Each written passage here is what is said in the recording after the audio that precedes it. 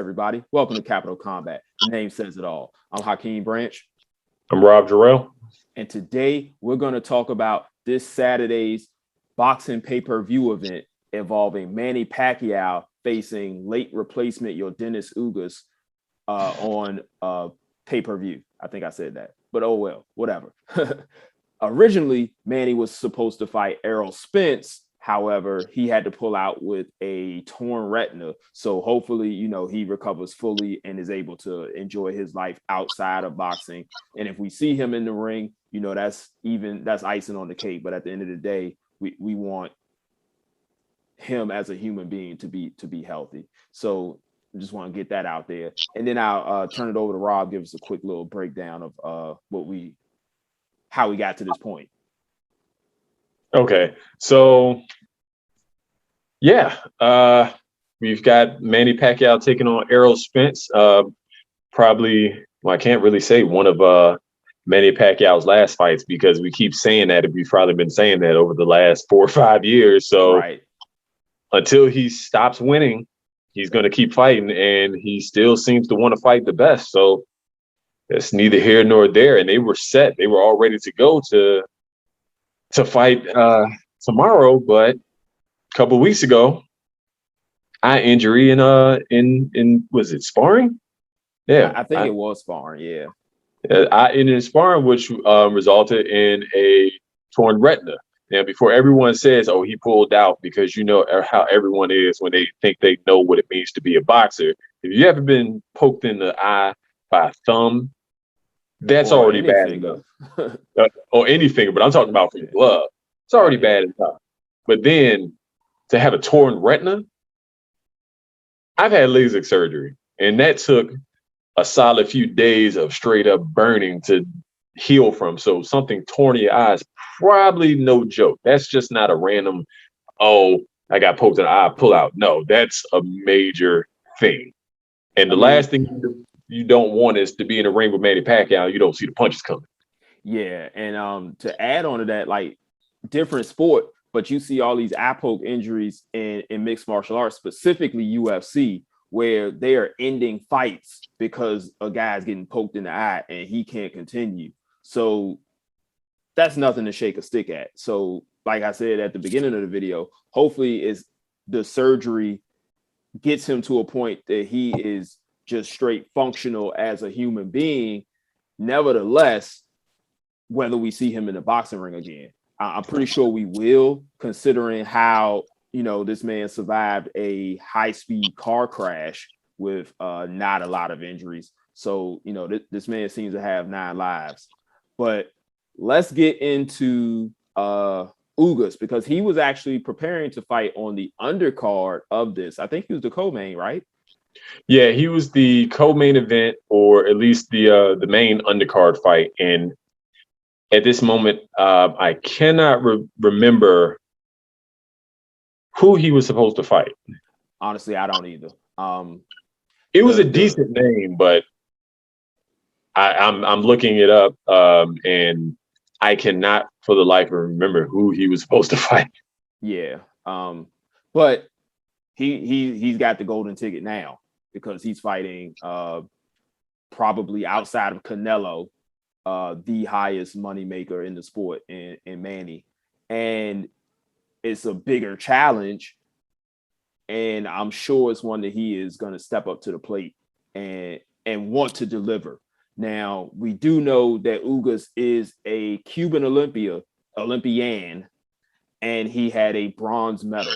Now, if you are familiar with amateur boxing, for a Cuban, that's actually like really bad. Like that's because like Olympics is like all they train for. They don't have the pro ranks. So like if you don't, a lot of the Cubans, the gold medal is their creme de la creme, top of the food chain achievement, and that's like all they train for. So like, him getting the bronze medal was almost like the redheaded stepchild of the Cuban boxing team. But when you go pro, that stuff doesn't matter. He's put together a solid pro career, one that has led him to being I don't even know how to explain the title situation that they got. It's the WBA. There's Yeah. no explanation. How about say, did you want to give it a shot? Because I'm lost. Like I have no clue what's going on with the WBA. They got like 4 champs in the welterweight division. How that even happens, I don't know. And it He won the regular title, whatever the hell that means. right. And I think he was upgraded to the super champion to make room for Pacquiao. That is stupid. I can't even really. Yeah, I'm trying to figure it out. I'm just like, it sounds. This is the. I have a word for it. We all have a word for it, but this is normal shenanigans for the WBA, and that's what right. be very, very nice to that. But just to let you know, the WBA, either they stripped or Pacquiao dropped the WBA title. He was stripped. He was stripped. Yes. In January, and that I want to say that was to fight who?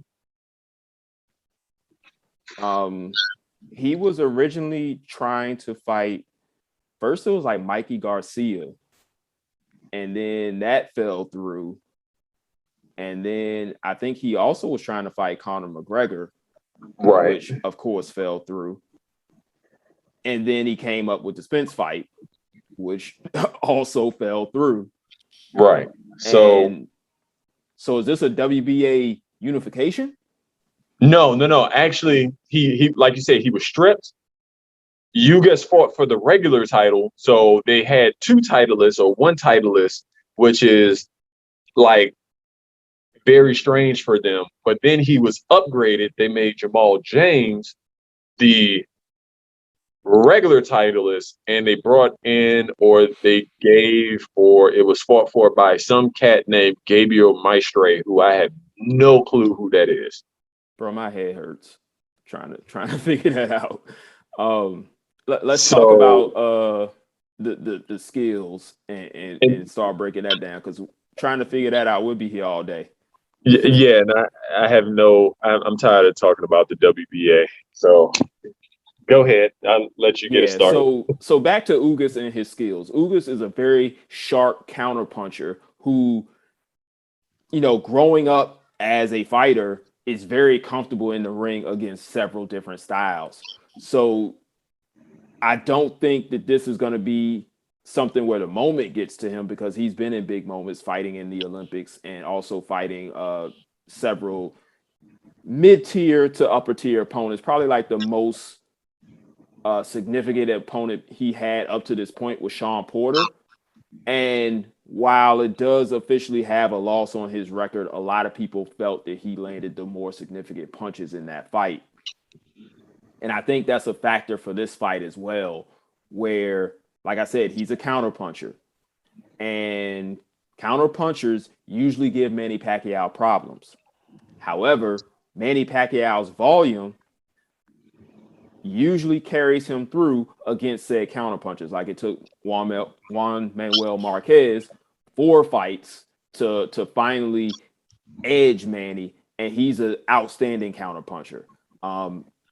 Mayweather, we all know he did his thing versus Pacquiao. Several other fighters that are of that ilk were able to give Manny trouble. Keith Thurman was able to put some work in late in the fight, like the mid rounds of their fight. But Manny was always able, outside of the Mayweather fight, to overcome that with just so much sheer activity and also some crafty boxing skills that a lot of people don't give him credit for. He was able to overcome those sharp counterpunchers, and I think that is what we will see on Saturday as well. Yeah. Ugas, being of that Cuban boxing school, all of them are amazing counterpunchers. I would say he would be the least skilled counterpuncher, and that is kind of saying a lot. But the difference between, say, him and Iris Laura, Guillermo Rigondeaux, even Luis Ortiz is he doesn't really give up ground to counter his opponents. If you look at that Porter fight, which is not that you can replicate the style of Manny Pacquiao, but it's probably the closest, at least at a right-handed stance, to Pacquiao from the aggressiveness, from the explosiveness. Maybe not the sheer hand speed, but we know that Porter has pretty fast hands. Yeah. But not over the same extended reeling of punches. Yeah. But it's probably as close. And because he's aggressive, he gets downhill. He was able to handle that pretty well. Now, granted, you're not going to avoid all of those punches, especially if you dive in, but he does a really good job of holding his ground and firing back. He'll turn with punches. He may take a half step back, but he won't simply retreat as, say, a Lara, as, say, a Rigondeaux, as, say, what's my guy in the light heavyweight division, and I cannot think of his name at the moment. Barrera. They will give up ground. He seems to not give up ground, and the fact that he did not give up ground against Porter says a lot because you don't see that often. And that may suit him well because that means if he's not giving up, he can actually give the perception that, I can move forward, I can drop my hands, go to the body. And we know if you ever watched the Manny Pacquiao fight, he does not like body shots. If you look at the, oh my God, Tim Bradley. I thought you was gonna bring up the Margarito fight, but Margarito too, because they're about the same height. He's got about a 3 to 4 inch height advantage over Pacquiao.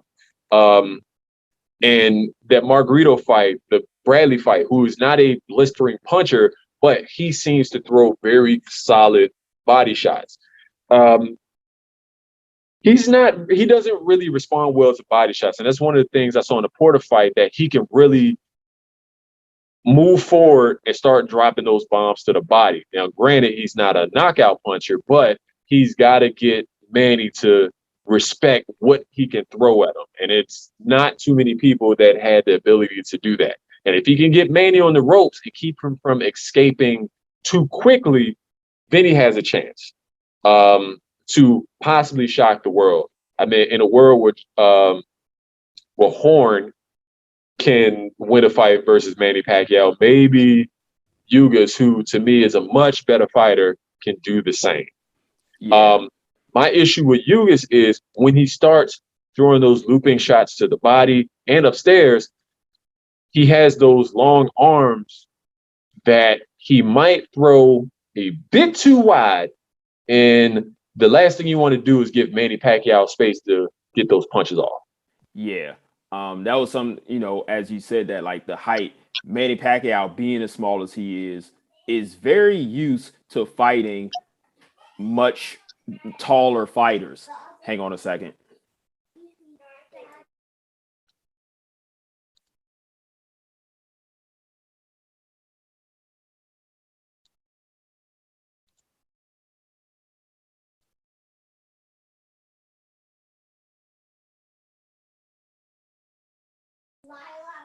Sorry, the munchkin needed me to unlock my phone. Yeah, I totally understand.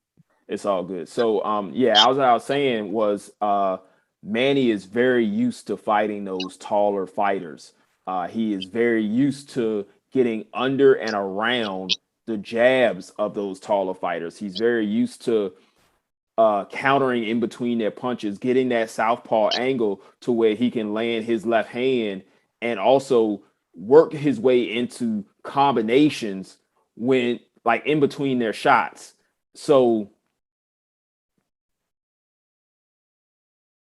with him being in there with the likes of Marquez and Mayweather and being successful against them, unless, Father Time is finally going to catch up with him, I see him, landing a fuselage of punches on several occasions, winning over those occasional clean, sharp counter punches that Ugas is going to throw. I really don't see him go like forward that much, but like you said, he doesn't give up ground either. So with that being said, when Manny takes those steps over to his right, like he likes to do to get that southpaw angle, Ugas, if he doesn't turn in time, combo city.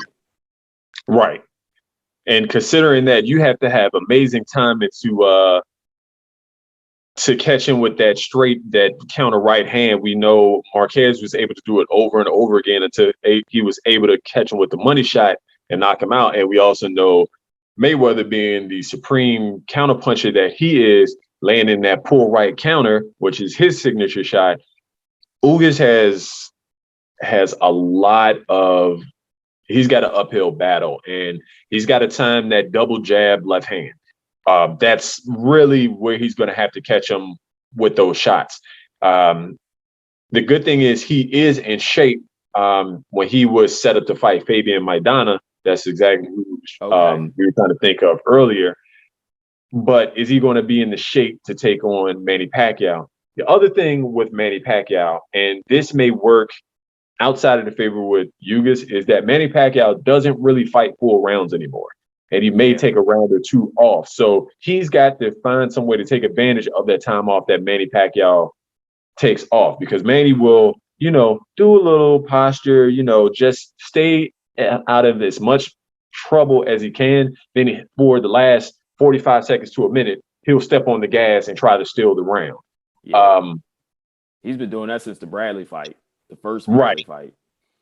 And considering that he's in his 40s, that time, he's gonna manage his stamina much better, his output much better, and you have to kind of weather those flurries, answer back, and make it count. The only thing about Ugas is that I don't know if he has the activity to match that, or at least the output in the first 2 minutes of a round to win the round, and then just enough firepower to try to stop or slow down those attacks. Because some of his fights, he had a split decision versus Sean Porter. He had a split decision versus who won a split decision against Abel Ramos. He lost a split decision against Emmanuel Robles. It was a UD decision loss against Amir Imam. Yeah. And then he had a couple of other split decisions. And you don't want to have too many split decisions on your resume, because even if they can't knock him out, they only have to do just enough to win rounds or win the fight. Right. So, yeah, there you have it, guys. We're going Manny Pacquiao by decision. Let us know what you all think. Hit us up in the comment section below. If you think Ugas has a shot, how do you think he does it? Does he catch Manny coming in enough to score an upset decision, or does he hurt him and stop him? Or are you agreeing with us that Manny, continues to astound us, competing in a division several divisions higher than what someone his size would compete at, and continuing to beat these really highly capable, larger men? Let us know what you think in the comments. Also, hit us up on our social media, Capital Combat, on Twitter, Facebook, and Instagram. Like this video, subscribe, because I know you liked what you heard, and we'll see you all in the recap. On top of that, I'm going to do a preview for the UFC card this Saturday as well, which has Kelvin Gastelum facing Jared Cannonier in a middleweight fight. So stay tuned for that, and we will see you in the recap. Until then, fight on. This is round one, and you've already lost. They don't seem to see that everything we've done is coming and cost. My fists are on fire. I perform till I perspire. My demons are in a rage. Keep thinking that it's a game. I kick rhyme, hurricane. I told them I don't play. I'm liquid. The Black Street Fighter.